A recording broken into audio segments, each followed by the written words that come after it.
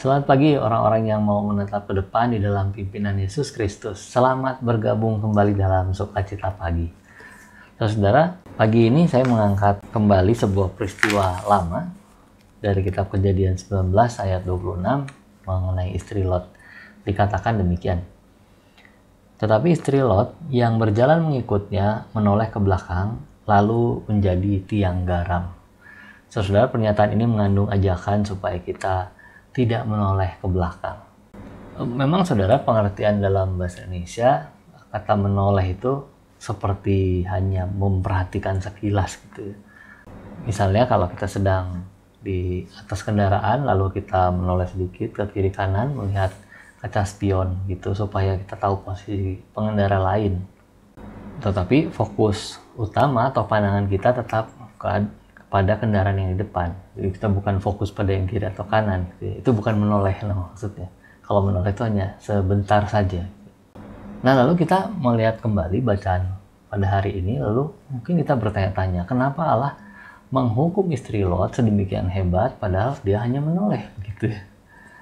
Jawabannya saudara, karena menoleh dalam kisah istri Lot itu rupanya tidak sesederhana itu. Dia tidak sedang melirik ke belakang. Prinsipnya saudara, Allah sejak awal ingin menyelamatkan Lot dan keluarganya sehingga dia memberi mujizat penyelamatan itu.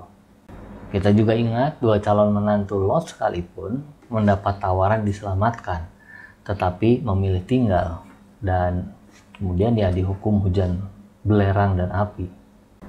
Nah, intinya saudara, orang yang masih menaruh hatinya pada harta bendanya tidak layak masuk dalam kerajaan sorga. Ini kata Tuhan Yesus ribuan tahun kemudian. Hati istri Lot jelas bukan pada keselamatan dari Allah, sekalipun Allah menyelamatkan dengan luar biasa, tetapi hatinya pada harta duniawi yang dulu milik suaminya itu, yang dia tinggal atau mereka tinggalkan di Sodom Gomora. Jadi istri Lot tidak memandang masa depan barunya bersama Allah, sekalipun sekali lagi sudah melihat mujizat penyelamatan dengan mata kepala sendiri. Setiap langkah istri Lot hanya dipenuhi pikiran-pikiran masa lalunya.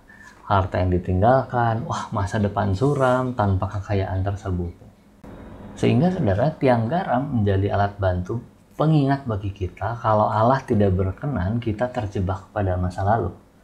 Sebab Allah memberi masa depan yang cerah bukan supaya kita kembali ke masa lalu yang kelam itu.